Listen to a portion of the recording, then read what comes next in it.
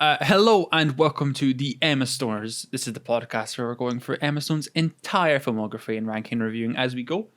I'm Cameron, and as always, I'm joined by Awais, who is Emma Stone's #1 fan. Awais, how are you doing today? I'm doing good. I'm excited to talk about these movies. We're doing another late one. Seems to be the recurring thing, but just it's good vibes. Just the schedules, the schedules are not just aligning busy properly people. during the day. I know. You've got that job. I've got You've got that job. It's all sort of just it's getting in the way, but we have to make time for our girl Emma, and we are finally. And these are a good batch of films. Today we're looking at. This is what we've been talking about. Getting into this is the shift into Emma Stone. Yeah, this is what you recognize her for. We're talking about Battle of the Sexes and The Favourite, which is two of our probably bigger ones outside of La La Land. We're kind of leaving La La Land. If you don't know already, we're leaving La La Land for a kind of special episode coming up towards the end of the run, which we should be recording fairly soonish right now. We've been talking about that for a while, but maybe getting things into motion this week. Maybe. Hopefully. Who knows? Hopefully. That after the fucking podcast. But yeah, might as well just jump right into the first films if you're ready for that.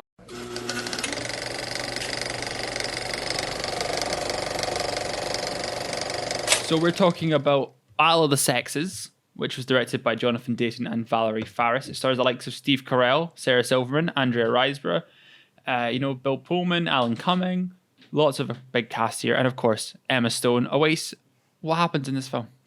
Yeah, so sort of based on true events and based on a 1973 tennis match between, at the time, women's world champion Billie Jean King and ex-men's champ Bobby Riggs.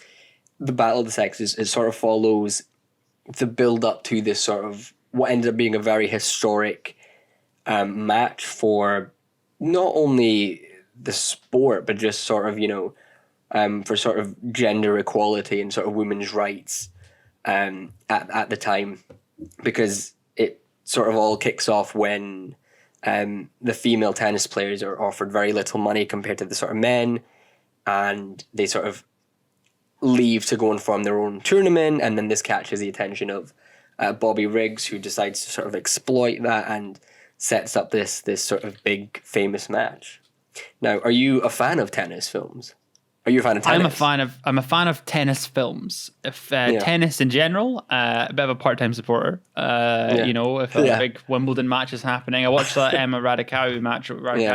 I think like everybody under the sun did when that happened. But apart from that, not massive on the tennis front. Like I said, I watched the odd game, but tennis films, they're really good, aren't they? Tennis films are always excellent, and I don't know what it is. I mean, a bit of a tangent, but you saw King Richard on Monday? Did you see King Richard on Monday? I did, and yes. I'm talking literally because I saw your sort of Letterboxd review for it, talking about tennis films, and obviously, funnily enough, that's an upcoming sort of tennis film about the Willies, Venus and Serena. This one is. Which is just sort of funny because we're sort of talking about this at the same time. I am a tennis fan. I do quite enjoy a bit of tennis, but tennis movies, there's just something about them. Like how it's so cinematic, It's such a great sport for tension. It's an easy sport to kind of follow. You can get a really intense sequence out of a tennis match in a film. Easily. It's got this natural energy to it, I think, the sport in itself, that makes for some great cinema and some great moments. And this is one of those films, especially in the kind of last scene where you kind of have the big old tennis match. All these tennis films sort of culminate in the big tennis match. I mean, you get a lot of little bits and pieces throughout the films, and then this big tennis match at the end is very intense, especially not knowing the outcome. I mean, you can kind of know the outcome because it obviously would have to end on a happy ending because films end on happy endings usually. But it's one of those ones where it's like it just has this tension to it. You just feel like you don't know what the outcome's going to be. It could go any way, and it's great like that, especially if you don't know the story. Like I didn't know the story personally, so was great like that. You know, neither did I, and I thought it was such a fascinating story to learn about. And I'd heard the name sort of Billie Jean King before, but I didn't really know anything about her. And so sort of seeing this story, because there's a lot of moving parts to this movie. Like, we sort of talk about it culminating in the sort of big match. That's really only a small part of it. Yeah. Like, the actual sort of whole Bobby Riggs, Billie Jean King thing doesn't actually rear its head until about over halfway into the film. Like, it's not the focus of the film for a really long time, and there's a lot of other things going on. And I found that really interesting. Just the sort of life of this athlete and just everything she was sort of fighting for and dealing with at the same time. Yeah. You know, because she's sort of discovering her sexuality as well and things like that at a time when there was a lot of controversy around that. And it was just such a fascinating story, I think. Yeah, no, it's great, that kind of unraveling of Billie Jean King as a person as well, and just kind of learning about her and what she was dealing with. And, you know, and I think Emma Stone, I would possibly argue, and this might be kind of controversial, maybe one of her best performances, I think. Yeah, easily. I would agree with that. Maybe, and I know she's amazing in La La Land, but maybe technically a bit more layered and interesting as a character. I think it's more challenging. It's a more challenging character. And I think if it wasn't for La La Land, I think this would have probably been her other shot of she didn't even get nominated, but I think this should have been a shot at an Oscar for her. I think it is a really incredible performance from Emma Stone in this film. Yeah, like, great stuff. And yeah, Billie Jean King is just such a fascinating person. She pops her head up sometimes in the Wimbledon broadcasts and stuff. I think that might be where you maybe heard the name before. Or whatever. Yeah, I think so. She commentates and presents the odd tennis match. I think I've seen her since the film came out presenting stuff on the BBC. But yeah, it's like I said, it's a really interesting kind of look at that outside of the tennis stuff, which I think really makes the film. Because you don't get a lot of stuff like that. It adds to the sort of emotional investment of the Billie Jean King Bobby Riggs sort of, you know, rivalry, and also, you know, we touched on Emma Stone. I do agree with you. I think it is arguably a more challenging role than some of the other ones we've seen her do, and I think she completely, you know, you sort of forget you're watching Emma Stone at times. And what I really loved about this movie was you kind of almost do forget you're watching a movie. Like, it just feels so real and sort of so accurate to sort of the time. But also Steve Carell is fantastic, because this was sort of at the time he was also reinventing himself. And when he started taking on these sort of more dramatic roles, I don't think he gets enough credit for this film, because I think his character is kind of put on the back burner, which is a shame, because what I really like about the film is, in the sort of last 40 minutes or so, we really get a look into his character. And it's quite a tragic character. And it sort of evens out the sort of dynamic in that final match. And in terms of like emotional investment. And I really like that. I do wish the film spent a little bit more time building on his arc as well, to sort of make it more emotionally investing, in terms of like, you know, these are both players that have something sort of to lose and stuff. But, you know, I completely understand why the focus is sort of Billie Jean King. But yeah, I mean, Steve Carell is also fantastic. And I think just the performances across the board in this film are terrific. Yeah, no, totally. I think Andrea Riseborough never stand out in this as well. She plays as sort of the love interest to Billie Jean King. She's the hairdresser at the beginning, and they kind of form a bond that leads into a lot more than just a bond, I guess. You know what I mean? And helps Billie discover kind of her sexuality and who she really is, and it plays a big part. And I think it's a great supporting cast. Of course, Alan Cumming as a stylist. It's a stylist, isn't it? Yeah. Who sort of helps and provides some advice along the way as well. And yeah, there's just lots of great supporting roles in this film, and I think I think it's a hidden gem. I think not a lot of people talk about this. Not a lot of people talk about this film, and I really wish more people had seen it when it did come out, because I remember seeing it. It was like the American Express Gala at London Film Festival. Oh yeah.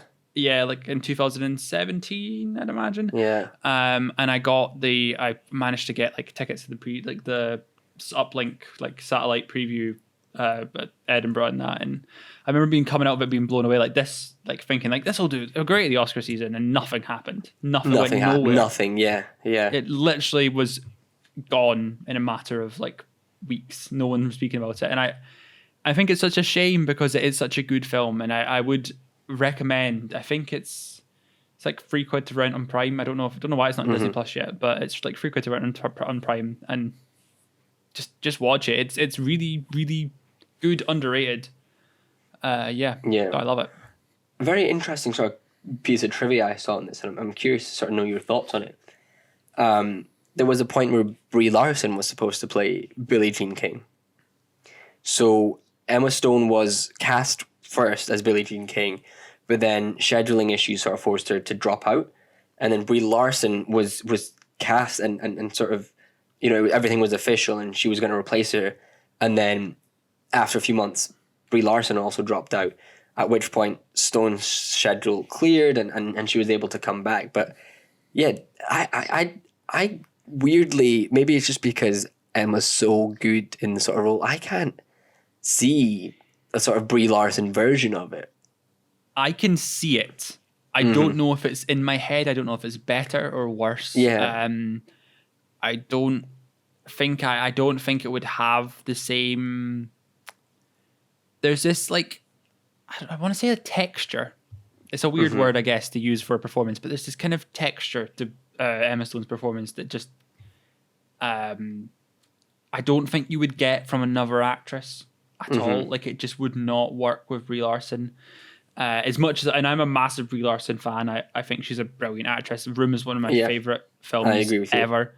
I just think, I don't know if she would be right for this role in particular. I think Emma Stone did this so well that I could not. And I also think the likeness. Yeah. And I also think the likeness between sort of Emma and Billie, maybe that's why I can't see it as much, because I don't, at least right now, I can't see Brie Larson having that same sort of likeness. But no, Emma Stone does sort of have that resemblance to sort of Billie Jean King aesthetically, I think, as well. Yeah, definitely. She was almost.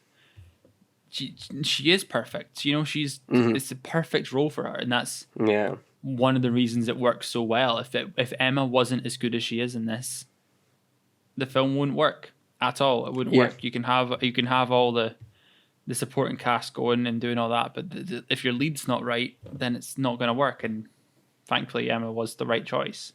Yeah, someone needs to get her to a chiropractor for carrying this film on her back. Exactly. Yeah, and I another just a small aspect I forgot to mention when I was kind of rambling on about the film.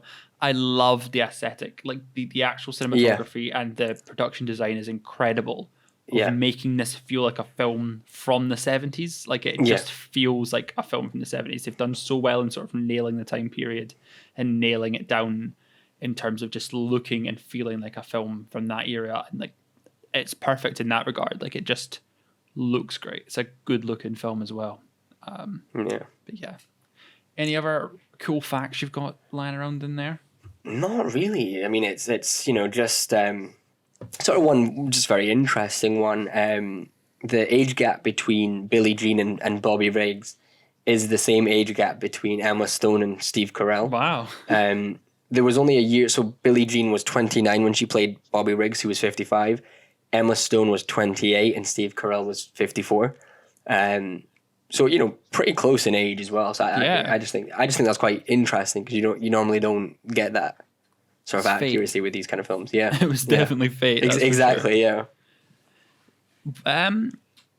You're quite happy to move on to rating. What are you thinking in terms of a rating?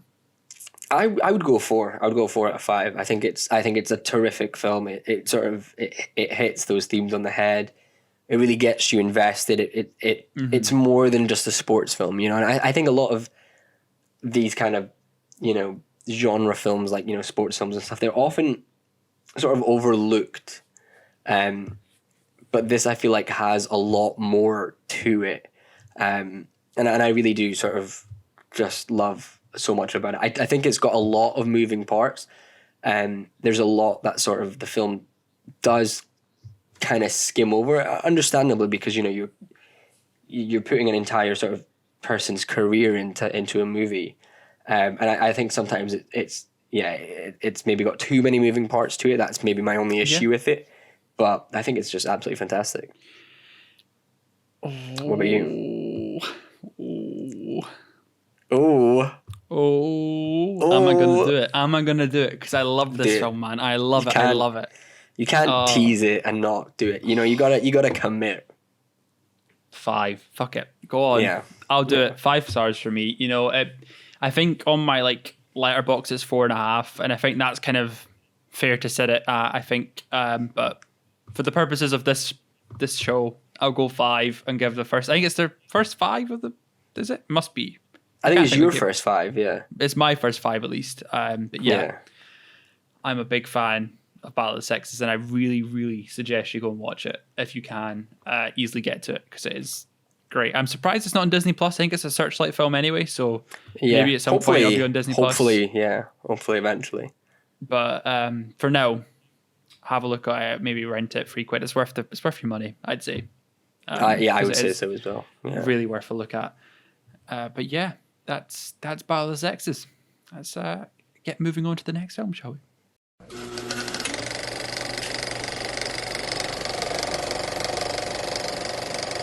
Next up, we're talking about The Favourite, which was directed by Yorgos Lanthimos. Released in 2018, it stars the likes of Rachel Weisz, Olivia Colman, Nicholas Hoult, and of course, Emma Stone. Yeah. Gosh, what happens in this film? A lot. And it's sort of very, very loosely sort of based on sort of real events. And it sort of takes place in the early 18th century when England is at war with France. And Queen Anne, who's played by Olivia Colman, she occupies the throne. And she's not really doing much. It's sort of her sort of close friend, Lady Sarah, who's played by Rachel Weisz, and her sort of confidant, who really essentially governs the country in her sort of absence. And then a new servant, Abigail, played by Emma Stone, who is Lady Sarah's cousin. She basically arrives on the scene and starts to slowly win over Queen Anne's affection, and it very quickly becomes this sort of, this sort of competition between Lady Sarah and Abigail to sort of win Queen Anne's attention. And Queen Anne herself is quite an attention seeker, and it just becomes this very sort of chaotic, just, I don't want to say mess is not the right word. It's not a mess. It just becomes utter chaos, really, in the sort of last act of this film. It's a wild, wild film, that's for sure. It's one of those ones that you kind of have to see to believe. Like, the people talking about it don't really do it justice. It is wilder than you can possibly imagine, and exactly still really works as well. Like, it's a great film. It's The Favourite's, I wouldn't say it's a favorite of mine, but it's really good. What do you think though? Is it best Yorgos Lanthimos, or I was just about to ask you that actually. What are your thoughts on Yorgos Lanthimos? Just before we start touching, but what are your thoughts in general on Yorgos Lanthimos' style? I like him. I like that style. It works for me. I think it's a really interesting style of film that he kind of makes. It's sort of really. Would deadpan kind of, not a comedy, but sort of like that kind of, is it maybe deadpan kind of comedy elements? I would say so. Take it dead serious all the time, but so people in silly situations, or a bit of mystery and a bit of darkness under the surface. It is, Yeah, stuff like Killing of a Sacred Deer really sticks out to me. It's probably my favorite.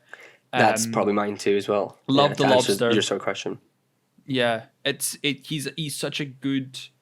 I one of those ones where you're just going to keep watching and see what they'll do next, and just see how they adapt and change in every film. Yeah, and, the favorite's a really good example of him. But I would say The Killing of the Sacred Deer is probably my favorite of his. But what about you? I would agree. I really like his style. It's weird because I really enjoyed The Lobster, and I loved Killing of a Sacred Deer, and I loved The Favourite the first time I saw it.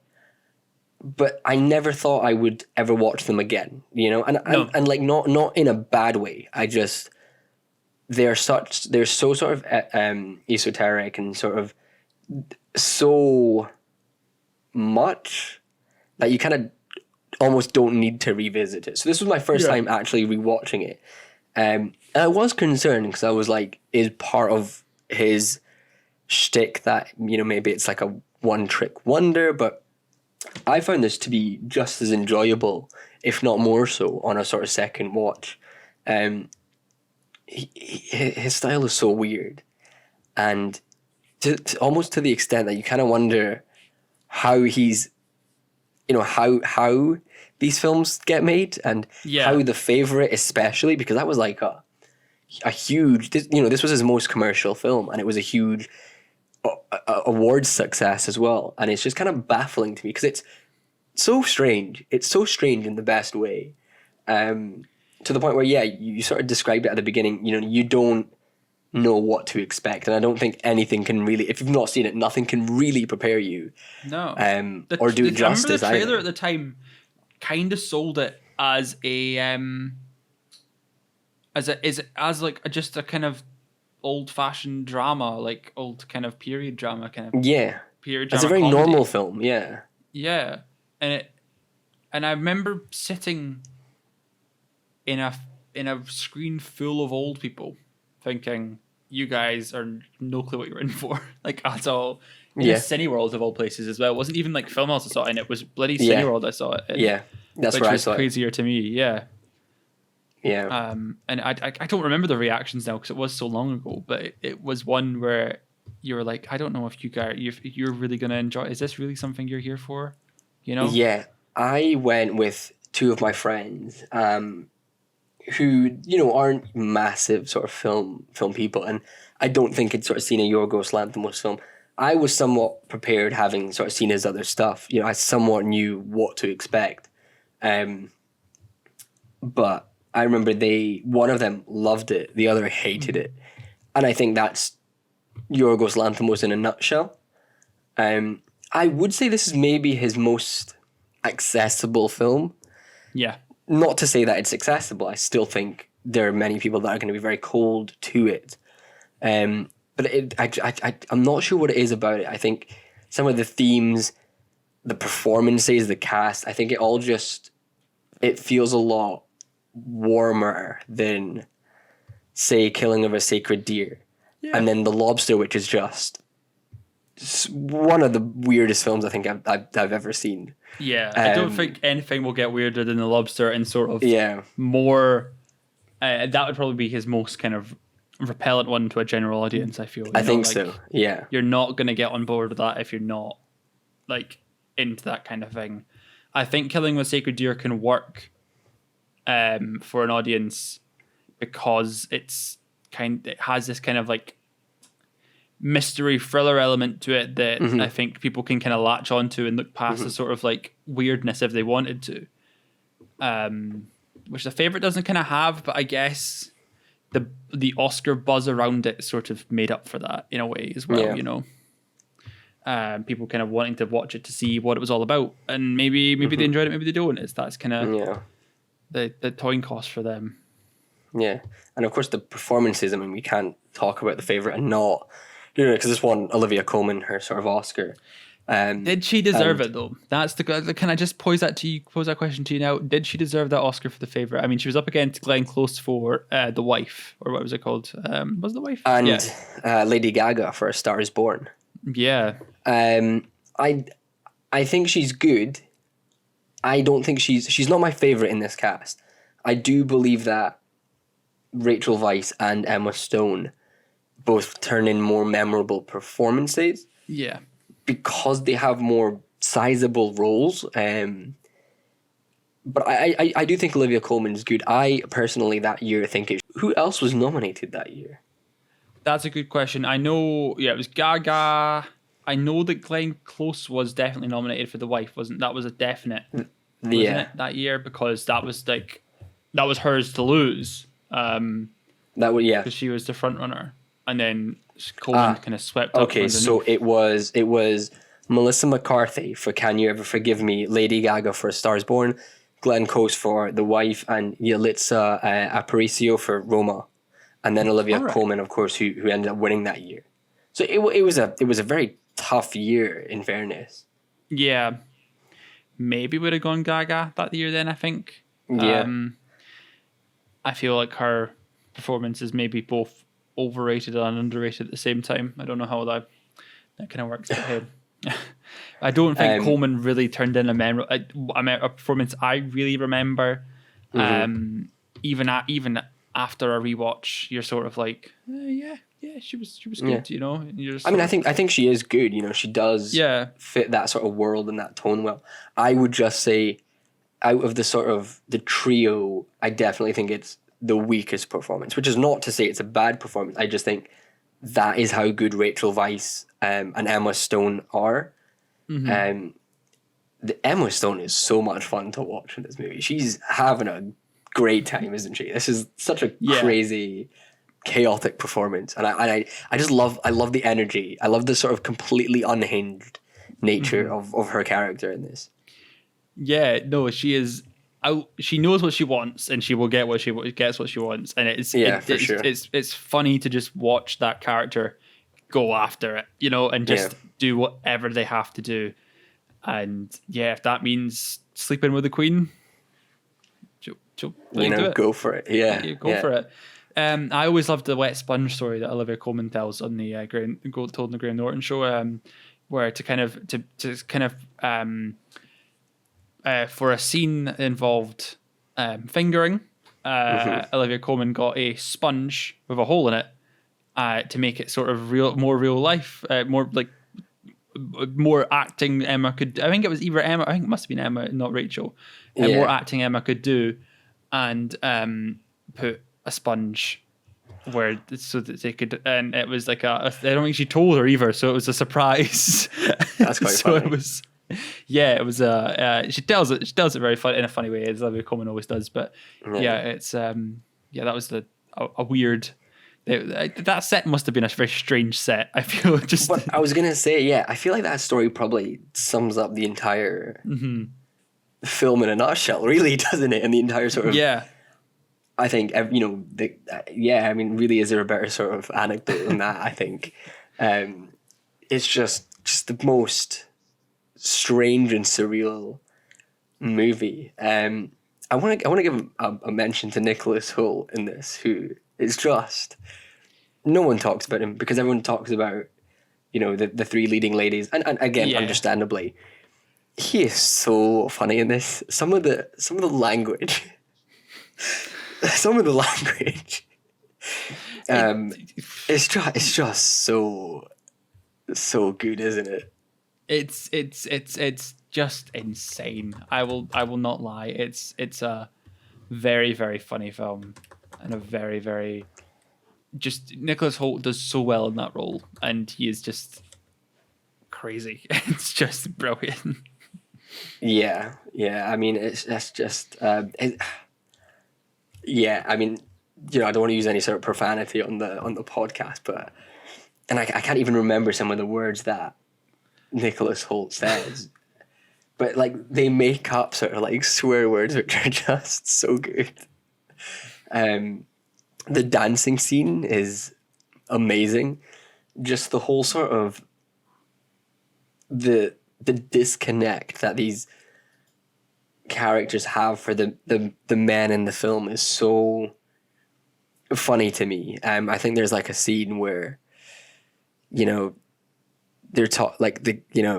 the guy's just obsessed with Emma Stone's character, and she's just not giving him any sort of attention, and he's just living for that. And just that, I just, it's just such fun dynamics, such very interesting dynamics, and I think it just makes for one of the weirdest, most entertaining films that I've seen in just a while, I think. Yeah. And on that, what would you rate it? I would give it a 4 out of 5. I think it's very just, it's so much fun. It's so much fun. There's so much in it. I think there's so much to get out of every viewing because of sort of how weird it all is, I think. And like there's an actual plot and characters and stuff to it. I think with all sort of Yorgos Lanthimos films, it can get a little bit too much for my liking. And that's just down to my own sort of preference. And that's my issue with sort of every one of his films. But I think this is just so enjoyable. And I know he's working with Emma next. I know his next project's going to be. It's going to reunite him and Emma, and I'm so excited to see what it entails because this was just such a fun pairing, and I think the two of them work so well together. I think she's great with that dialogue and that sort of direction, and I can't wait to see what they do. Untitled Greek National Opera Project, I think is what it's called currently. Yeah, and you got I think you've got Willem Dafoe as well. It doesn't say who else is in it. It says Damien Bonnard is in it, but I've not got anything else. Oh no, it's a short. It's a short. So maybe it's. It's called Poor Things. There it is, Poor Things. Yes. It's got Mark Ruffalo, Willem Dafoe. It's got Rami Youssef. Yes. Who I'm a big fan of. Christopher Abbott, and I'm seeing that now. A great cast. Emma Stone. It's like a Victorian sort of. As a Victorian fantasy, and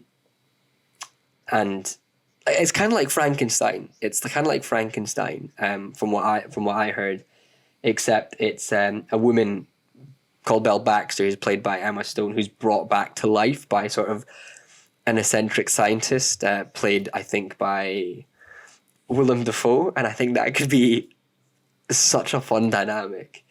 I'd like to watch this movie right now. Yeah, 2022 apparently. I will watch it. I can't wait to see it. I will give it a 4 as well, just to kind of wrap things up there. I really enjoy it, and mainly got the same kind of qualms as you. It does lean too far into Yorgos Lanthimos, in that kind of style. Next week, we're looking at Maniac and Zombieland 2. I need to get watching Maniac tonight then. Well, I guess we know what we're doing after this. Yeah, I know. I'll literally going upstairs like, I'm going to watch all of Maniac tonight then. But yeah, no, that shouldn't be too hard. I've seen the first couple episodes of Maniac before. It's going to be for you, maybe a light rewatch. For me, a kind of half rewatch, half first time watch, because I did drop off midway through my first viewing of it, and I'm really very excited. You think it's really good, so I'm excited to get a look into that. I'm pretty sure I watched it within like 2 days. When it first came out, and I'm very excited to rewatch it. Actually, it's very strange, very cool. I have a lot of free time coming up. So I'll try and get it watched in that time as well. And Zombieland 2, decent. I'm excited. No, maybe not as the first. Maybe we can talk about that. We can talk about that later. Yeah, it exists. Yeah, it exists. It's a film that exists currently, and that's all we can really say about it. But yeah, looking forward to all that. Let us know. You can subscribe to us on YouTube, follow us on Spotify or wherever you get your podcasts. We're audio services all around the globe, I guess. YouTube is probably the best place you can find us in lovely video format. Leave a like while you're there, or maybe review the podcast. I don't know if that's a thing. I don't know. I don't listen to podcasts. I'm Cameron. You can find me on Twitter at CamsOG, ohifilms.com, and the ohifilms YouTube channel where we do sort of reviews of the stuff coming out. I'm doing a solo review at some point. I need to get writing that because Jordy never saw Ghostbusters, so I'm going to be reviewing Ghostbusters on my lonesome. At some point in the coming week, so get looking for that in your YouTube inbox at some point. Awais, where can the people find you? You can find me on Twitter at OasisAwais or on thefilmbite.com. I'm actually going to watch the first Ghostbusters for the first time. I've never seen any Ghostbusters bar the 2016 one, but I need to see it for people's Sexiest Man Alive. So I will be watching Ghostbusters 1 and 2 for the first time and reviewing them. Oh my god. Oh my god. I knew that was going to cause some... oh my god. ruffle some feathers. But yeah, thank you very much for watching or listening. You can find us next week doing Maniac and Zombieland 2, so stick around for that. But yeah, thank you so much for watching. We'll see you in the next one. Bye.